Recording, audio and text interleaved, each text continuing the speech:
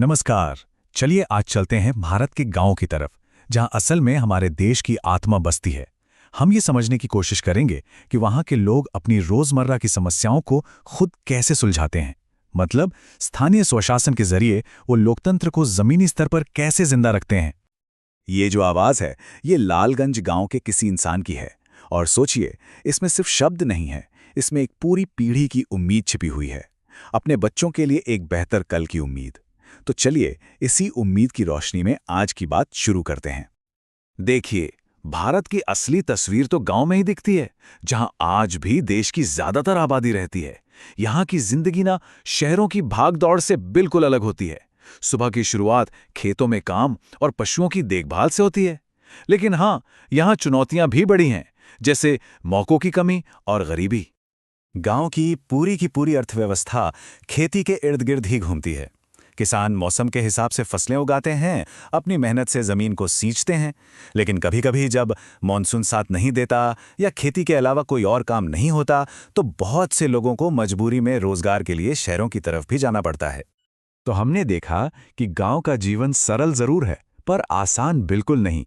रोजमर्रा की छोटी बड़ी दिक्कतें तो आती ही हैं। तो सवाल ये उठता है कि इन समस्याओं को सुलझाने की जिम्मेदारी आखिर है किसकी। जरा सोचिए, गांव का एक ही हैंडपंप है जहां से पूरा मोहल्ला पानी भरता है, और वो अचानक खराब हो जाए।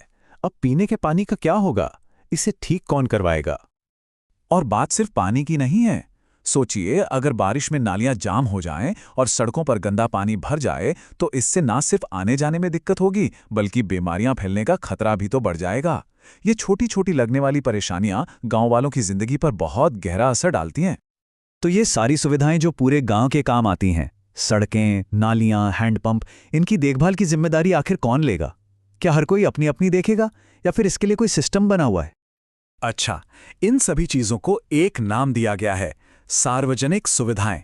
सीधे शब्दों में कहें तो ये वो चीजें हैं जो किसी एक इंसान की नहीं, बल्कि पूरे गांव की हैं, और इन पर सबका बराबर का हक है।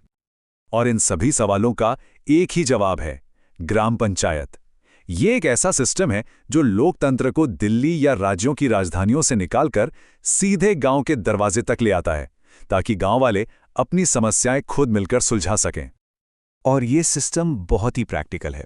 आमतौर पर हर 1000 लोगों की आबादी पर एक ग्राम पंचायत बनती है। लेकिन अगर गांव बहुत छोटे छोटे हैं, तो 2-3 गांवों को मिलाकर एक कॉमन पंचायत बना दी जाती है, ताकि हर आवाज सुनी जाए और साधनों का सही इस्तेमाल हो। अच्छा, इस पूरे सिस्टम को ना और आसानी से समझने के लिए एक छोटी सी कहानी का सहारा लेते हैं। कंचन नाम की एक लड़की है जो अपने दादाजी से, जो कि पंचायत के सदस्य हैं, बड़े भोलेपन से पूछती है कि क्या ये ग्राम पंचायत समिति उनका ऑफिस है। और दादाजी का जो जवाब है वही इस पूरी व्यवस्था का सार है। वो समझाते हैं कि मैं वहां कोई नौकरी नहीं करता, मुझे तो गांव के लोगों ने अपनी आवाज बनाकर चुना है। यही तो है असली लोकतंत्र, जहां शासक नहीं बल्कि सेवक चुने जाते हैं। तो चलिए अब थोड़ा और गहराई में उतरते हैं और ये पता लगाते हैं कि ये छोटी लेकिन बहुत ताकतवर गांव की सरकार आखिर काम कैसे करती है, इसके सदस्य कौन होते हैं और उनके पास क्या-क्या शक्तियां होती हैं। तो पंचायत का सदस्य बनने के लिए कुछ सीधी सादी शर्तें हैं। उम्र कम से कम 21 साल होनी चाहिए। वो इंसान भारत का नागरिक और उसी गांव का रहने वाला हो। और हाँ, ये भी जरूरी है कि उसका कोई क्रिमिनल रिकॉर्ड ना हो और वो दिमागी तौर पर स्वस्थ हो। हर 5 साल में गांव में लोकतंत्र का एक उत्सव मनता है। जब चुनाव होते हैं, गांव के लोग सीधे वोट डालकर अपने प्रधान और 9 से 15 सदस्यों को चुनते हैं। और सबसे जरूरी बात यह है कि समाज के हर हिस्से को बराबर की हिस्सेदारी मिले। इसलिए महिलाओं और अनुसूचित जातियों के लिए सीटें रिजर्व रखी जाती हैं, ताकि कोई भी आवाज पीछे न रह जाए। अब पंचायत के स्ट्रक्चर को समझना भी बड़ा दिलचस्प है। इसमें 2 तरह के लोग काम करते हैं। एक तरफ है चुने हुए लोग, जैसे प्रधान और सदस्य, जो जनता की आवाज होते हैं। और दूसरी तरफ हैं सरकार की तरफ से नियुक्त कर्मचारी, जैसे पंचायत सेक्रेटरी और लेखपाल, जो नियमों का ध्यान रखते हैं और प्रशासनिक कामों में मदद करते हैं। हाँ, तो अब आता है सबसे असली और बड़ा सवाल, जैसा कि विपिन के मन में भी आया, कि भाई सड़कें बनवाने के लिए, स्कूल चलाने के लिए, हैंडपंप ठीक करवाने के लिए, इन सब कामों के लिए पैसा कहाँ से आता है? देखिए, पंचायत की आमदनी के मोटे मोटे 3 रास्ते हैं। सबसे बड़ा हिस्सा आता है सरकारी मदद से, जिसे अनुदान कहते हैं। दूसरा जरिया है लोकल टैक्स, जो पंचायत गांव के बाजारों, घरों या जमीन पर लगा सकती है, और बची हुई कमाई तालाब या दूसरी सामुदायिक संपत्ति से होती है। और ये जो पैसा आता है ना, वो सीधे गांव के विकास में ही लगता है। बच्चों की पढ़ाई के लिए स्कूल की देखरेख करना, गांव की गलियां और सड़कें बनवाना, हर घर तक साफ पानी पहुंचाना और यहां तक कि गांव में जन्म और मृत्यु का रिकॉर्ड रखना, ये सब पंचायत की ही जिम्मेदारियां हैं। ठीक है, तो हमने पंचायत की पूरी बनावट और उसके कामकाज को समझ लिया। लेकिन अब आते हैं सबसे अहम सवाल पर। आखिर ये पूरी व्यवस्था इतनी जरूरी क्यों है? इसका असली मतलब क्या है? देखिए, ग्राम पंचायत को सिर्फ एक कमेटी या कुछ लोगों का ग्रुप समझना बहुत बड़ी भूल होगी। असल में ये गांव की सामूहिक इच्छा और फैसले लेने की ताकत का सेंटर है। इसके पीछे का आइडिया बहुत सिंपल लेकिन बहुत पावरफुल है। जो इंसान किसी समस्या को रोज झेलता है, वही उसका सबसे अच्छा हल भी जानता है।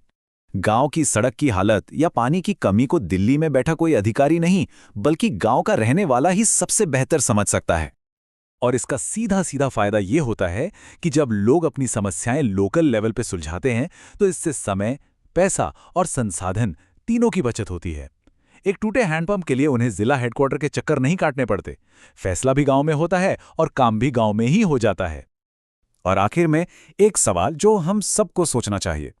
हम सब जानते हैं कि सार्वजनिक संपत्ति यानी सड़कें, स्कूल, हैंडपंप, ये हम सबकी साझी संपत्ति है। तो फिर ऐसा क्यों होता है कि हम अक्सर इन्हें सरकारी मानकर इनकी परवाह नहीं करते?